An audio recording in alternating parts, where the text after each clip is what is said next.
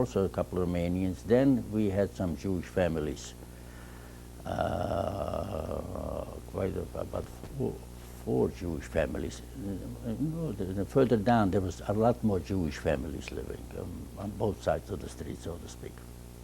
What were your responsibilities in the house? Well, as soon as I got a little bit bigger, I could take care of it. My responsibility was to make sure there is enough water in the house. We had to go to a pump that was like about a good block away. We had to go and pump the water, bring the water in the house. Basically, that was it. In the summer, there wasn't really much. And then in the winter, also, I had to make sure that we have enough firewood and inside the house, because we would get very cold. Over there, we used to get snowing. It used to start snow like in November, and it get really cold, and the snow would stay till like March and later, you know. So we had to, I had to make sure that I had kindles to start a fire in the morning, and wood, and then my grandmother, she would buy the wood, of course, because we didn't have anything here. She would buy it, and then I would have to chop it and stack it, and then make sure that we have enough in the house. And like I said, start the kindle. Then in the morning, my job would be to get up and start a fire, and the water was in the kitchen. And in the middle of the winter, most of the times, the bucket, the water would be frozen. So it was easier to go out and just get a bucket of snow, and that would melt faster than the water in the bucket. So that would be my job. If the water was frozen in the bucket, that I couldn't break it, I would go out and get a thing of snow. And once I started the fire, you know, it would melt. That was basically it. And Friday night, I became the man of the house, so to speak, on both my aunts too. And so Friday night I would kiddish, you know, and then after the meal we would bench, you know, as much as I tried to get away with as little as possible, but that was my responsibility, so to speak. What kind of hobbies and activities did you have and enjoy? I didn't have too many activities, like I said, because I was most of the time either in school or in cheder, and I did like to play soccer, you know. And once I was bigger already, I joined the Harutzim, and then later on the Mizrachis too. But the major hobby as a sport was soccer, because in school they would take us maybe skiing and things like that from the school, because none of us, and I don't mean only me, but even my neighbors, my friends, nobody had skis or anything like that, or even equipment to wear skis. But the Czech school system was very, very good. They really, I don't think they ever got enough credit. They would take us and do whatever they can, and whatever we had, they would make us take the skis, and they would take us out just to get a feel of it, take us out in the fields, you know, and we would tie with things on, tie the skis, and just to go a little bit.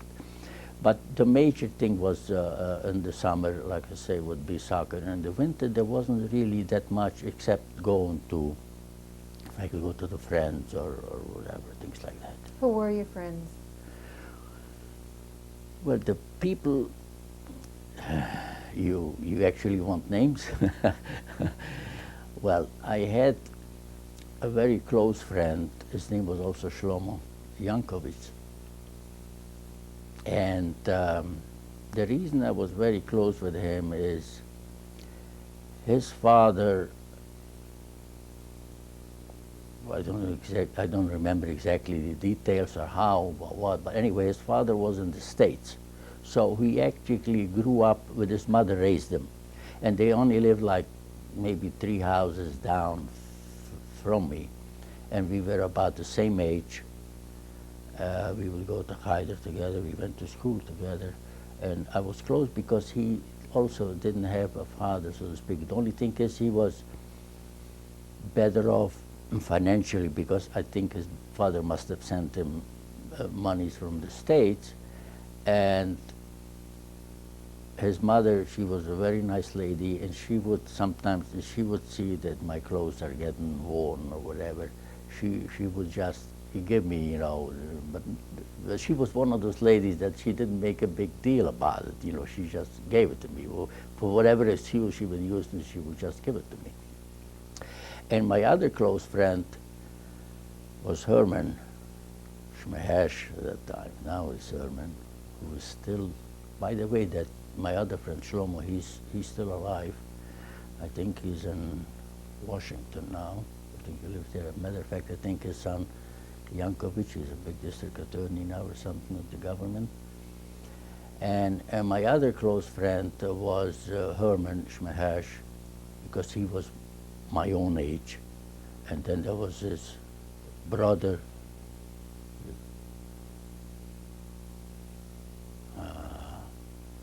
Bumi, and he had, I was also a close friend, but there must have been other reasons. He also had 4 sisters, about the same age, 1 year older, 1 year or so.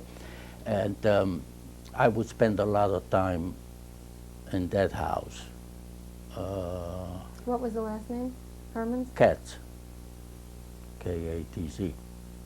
I would spend a lot of time in that house. We would play games, all kinds of things, or we would sing songs or whatever. And his parents were very nice people. Again, not too well to do. Her father was a balagula. He would have a horse and wagon. And he would deliver things, I guess, from people of village to village or whatever. And there were like, let me see, there were 2 brothers and 1, 2, 3, 4 sisters. Those were my closest friends. Then we had some other friends, you know, living further down, you know, like a couple of blocks. And, What language were you speaking at home? Yiddish. And Only Yiddish. Outside the home? Yiddish. How big a village did you live in? Slatina was how big?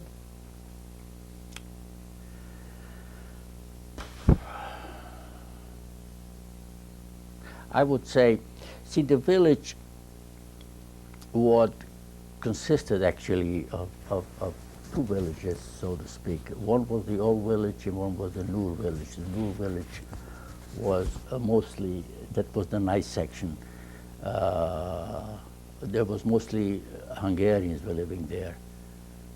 We very seldom got there. I know the movie house was there, but we didn't have money to go to the movies anyway, and we could, only time we could go if we would sneak away on a Saturday and heaven help if you got caught. So I would say a total maybe 10,000.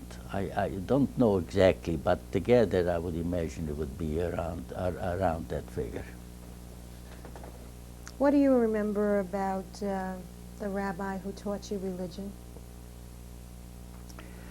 Well, I actually had 3 because, you know, they kept changing. What do you remember about them? One was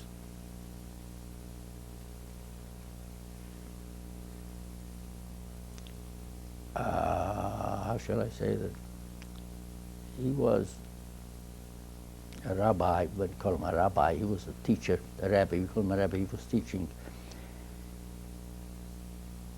I don't think he was very good. When I say very good, I don't think he knew too much. And the basic thing from teaching, you go to Haider, you're supposed to learn Torah and Gemara and whatever if you progressed. But he really didn't teach us translation. In other words, when we started out, we learned how to daven, but you didn't know what you were davening because you didn't understand. We knew the words perfectly, even by heart, but we didn't know what we were saying. So it took some time to realize that. Then, matter of fact, that's when my grandma, that was the first one I started out with. And that's when my, I don't know how my grandmother, how she felt it, or I don't know what, that way she insisted I should go to a private rabbi. And that when I went to a younger guy, he was very nice, considering, at that time we thought he was like modern. He was fairly young, he only had 2 small children, and but usually the Cheders were in the rabbi's home. He would have like a big room, you know, the big table, you know, with benches, and he was very good. He taught us, or he tried anyway as much as he could, translation and the proper things and newer things. See, the other rabbi was just you daven and that was it. What were their names? Do not recall. Then I went to a third one for a short time, but he was already higher, much higher level.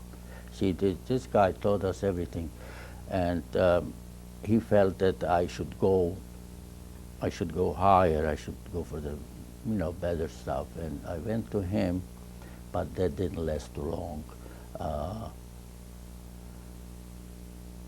because the troubles started. Well, it didn't start, but my grandmother was having more difficulty getting even things to pay. And that guy more or less insisted, you know, that he wanted something, and it was gotten harder. And once I got bar mitzvah, we kind of felt, my grandmother, she kind of felt, she kind of led up, so to speak. We didn't have the provisions to go to higher schools. They wanted me to go to a yeshiva, but I didn't like it. I tried. I went for about a week, and because they kept pushing me, they said I should go because they felt that I should, you know, I would be good at it. And at that time, what they had over there, the system they had was that you were invited to people's homes for supper. To different families, they would take you, they would come to yeshiva, and they would make the arrangements, and they would go. And the first Shabbos that I got invited to this family's house, and I guess maybe I was sensitive already, whatever, I must have been, but they put me like at the end of the table, which is okay, that's understandable. I mean, I can see the family sits in the front, you know, and then they gave me towards the end, you know, and plate of soup, whatever there. And the time they came to me, and everybody at the table sitting and watching me, you know, really eat the soup, you know. And there were some kids there, you know, and they're making fun. And the next day in the morning, I said, no, I wouldn't even go back for the Shabbos meal. Forget it. I would never do it again. So I dropped out. That was the end of it. Tell me about the day of your bar mitzvah. Well, of course, we couldn't afford a bar mitzvah naturally, and who could? But my aunt, like I said, my aunt next door, her son, who was a barber, and he took me, Saturday, Shabbos, we went, he took me, the young people then, we had about 3 synagogues in the village. And then there was the younger people, they had like, not exactly a synagogue, they had a little house or something where they got, and they arranged it in the middle of shul there, and they would hold their services there. It was much nicer, and I used to like to go there because it was much nicer, and it was more fun. It was actually enjoyable. And he took me there, and he called me up to the Haftorah, and that was it. I think after he might have had a little schnapps there for the people there. That was it. That was it. Nobody had big bar mitzvahs there. Where did you get your talis and your tefillin? Where? Who gave it to you? Who gave He you? did. He did. Like I said, they took care of the things which my grandmother at that time, probably she was beginning to get a little senile too, and she wasn't 100% there anymore. What do you remember about your Torah portion? My what? Torah portion. Nothing. I do not remember what Torah portion. I don't even remember. I don't even remember what whether he took me that Saturday when my bar mitzvah was, or he took me the following Saturday because he wanted me to get the Haftorah, and if somebody else had it already, you see over there they were very. It was very important for most people to have the Haftorah. It was a big to do if you got the Haftorah. You had to have something special. So some people that contributed money or they were better known or whatever, they would get a thing. And it would even come at times they would auction it.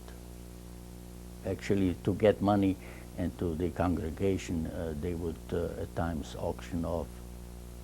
So what do you remember most about the day of your bar mitzvah? All I remember is that he took me there, and then that's it. I had my thing, and then after that we went home.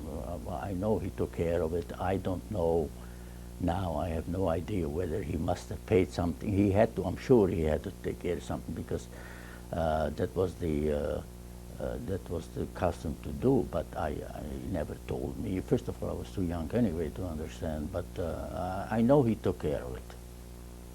What made Shabbos special for you?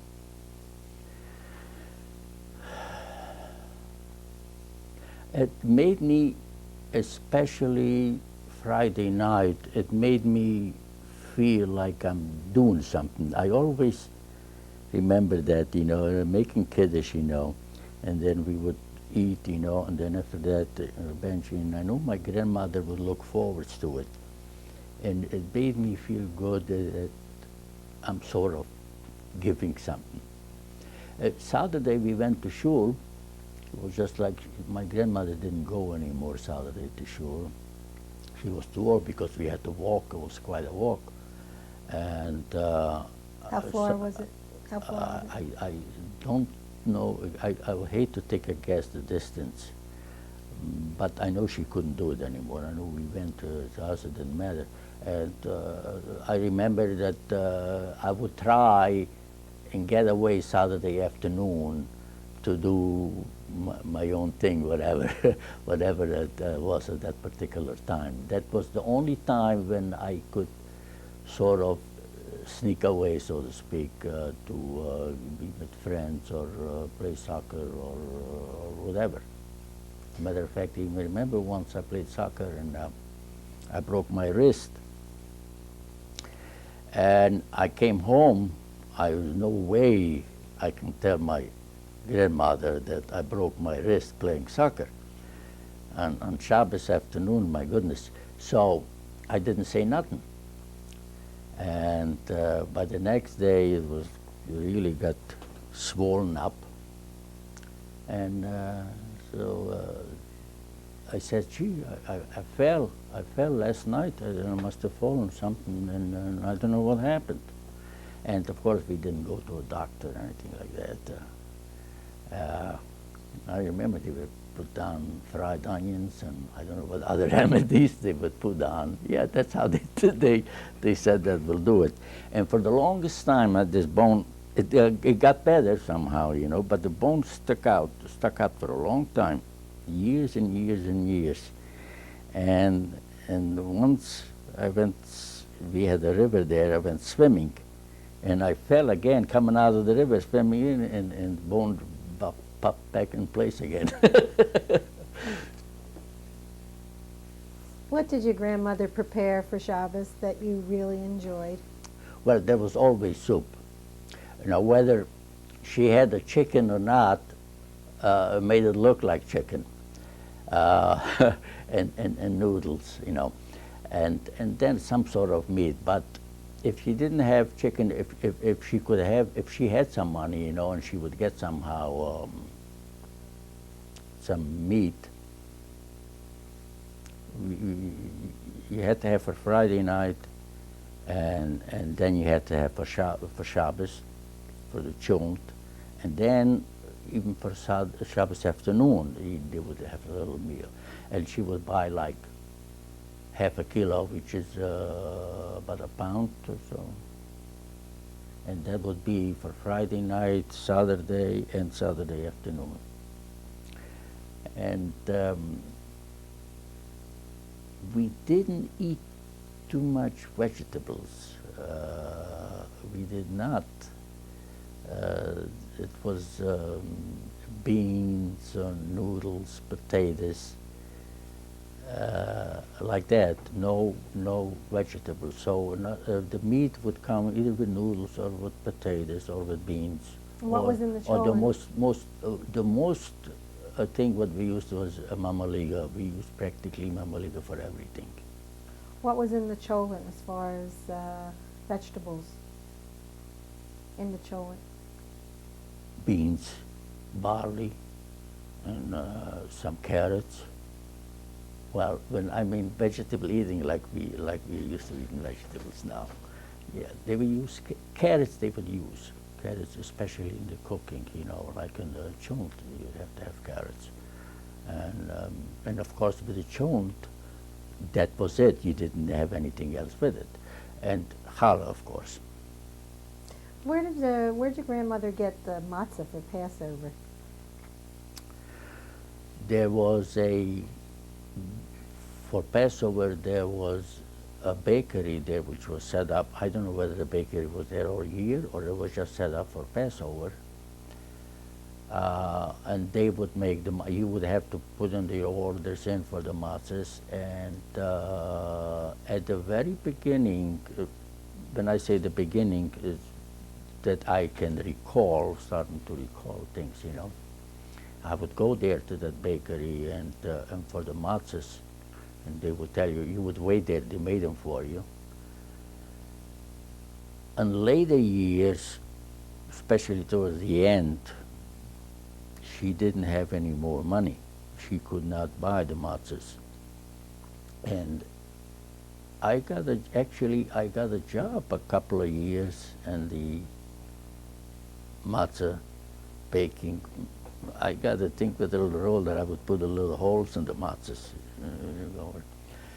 And so, but somehow we got matzahs for Passover. I don't know how or what, but we always had matzahs for Passover. You know, whether my aunt did it, and or because she also ran into big problems later on, towards the end. And but that was the big to do with the matzah making. They would start right after Purim. You know, we would start making the matzahs there. What was your favorite holiday? Passover, and still is. I I guess it sticks with me. But every Passover we have whole family together, and I made that as a thing going way back after we got married, and we lived up in Jersey, and my wife's family, they all lived in Brooklyn, and in Brooklyn with the apartments, they didn't have the room anyway. We had a big house, but all the families, my wife's family, and we always had a big Passover, and I still do. Even in this room, you wouldn't believe it, we had 30 people for Passover. And what we do is we take all the furniture out, and we just set up, and my wife, she happens to be a very good cook. She really is. No, she really is. And that's still one of my favorite holidays. I make sure the family gets together. Why Now, was it your favorite when you were young? because I did the Seder, and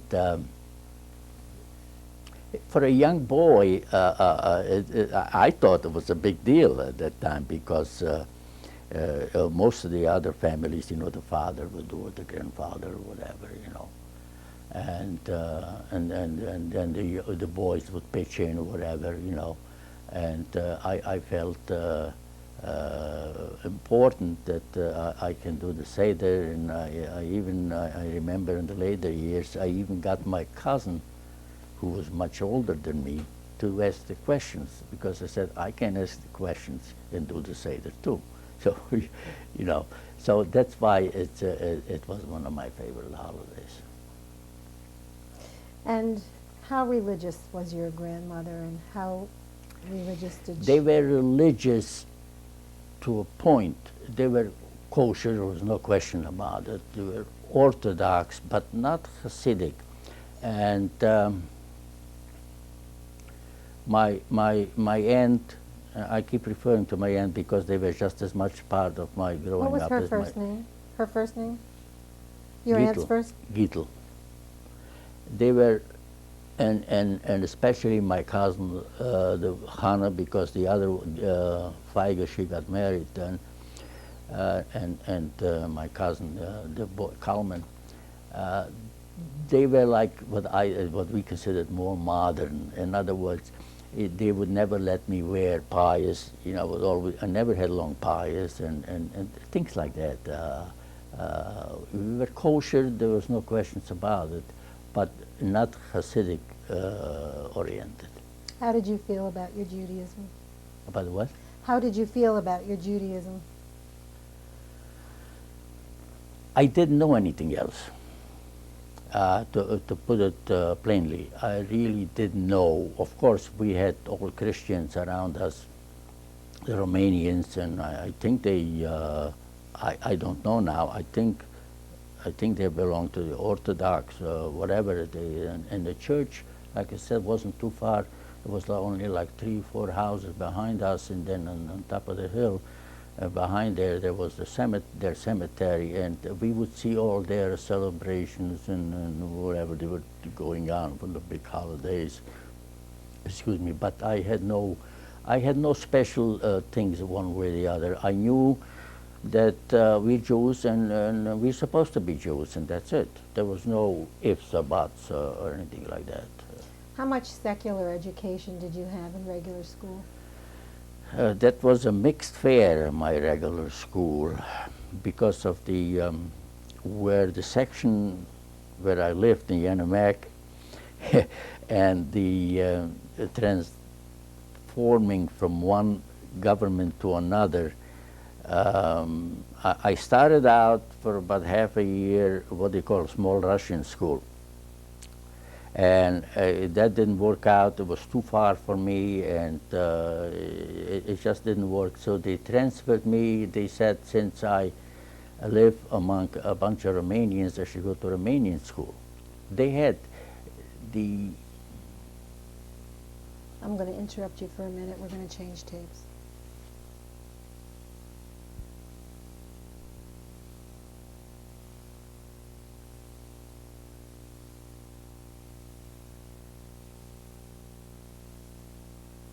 Me about the Romanian school. The Romanian school. Then I wound up, the second half a year, I wound up in the Romanian school, and that didn't work out. So the following year, I went to Czech school. And I went to Czech school. I went 1 year. Then the next year, the teacher, there were very few Czechs living in Slatina. There was just an occupied zone, so to speak. Very few, but they would have like the teachers and maybe the police and the city hall, I don't even know. But that teacher, she was very nice, and she kind of got a liking to me. I shouldn't say a liking, but she looked like she paid extra attention for whatever reason. And she would tutor me and even bring me to her house, and that was a big deal because I was never in a modern home, you know, thing. And she by the end of the year, she got me to a point where she said that I should skip the next class and go to the. In other words, I was advanced already, so I skipped the third class and go to the fourth grade. What was your And I favorite did- subject? Excuse me? What was your favorite subject? I had no favorite. I was pretty good. I was pretty good. Arithmetic was because it was obvious. In other words, if you ask you how much a student do, either you know or you don't know. And the other stuff you can, you know. And so then I skipped and I went to the other school. So basically, I finished up in the Czech school. Then that was it. How were you